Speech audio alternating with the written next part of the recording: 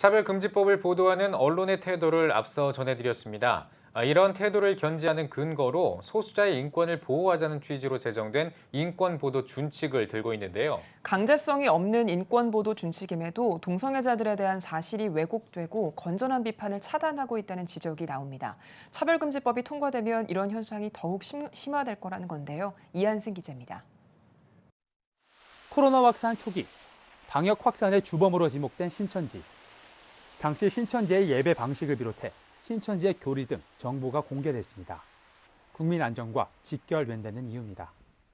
지난 5월 6일 코로나 확진 판정을 받은 66번 환자 A씨로부터 시작된 클럽발 코로나 확산. 7차 감염까지 이어지며 255명의 확진자가 발생했습니다. 해당 인원이 출입한 클럽은 동성애자들이 주로 드나드는 클럽.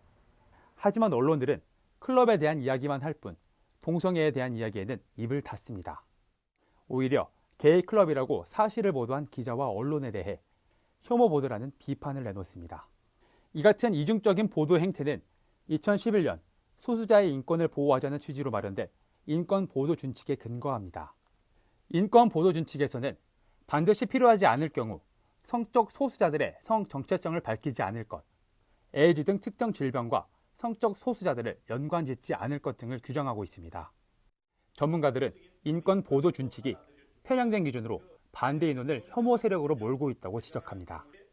이 인권은 절대 보편적인 인권이 아닙니다.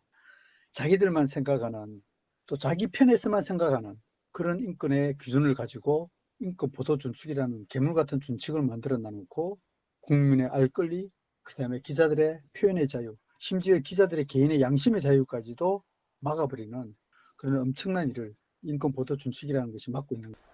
차별금지법이 통과된다면 동성애자들의 특권은 더 단단해질 것이라는 게 전문가들의 공통된 우려입니다.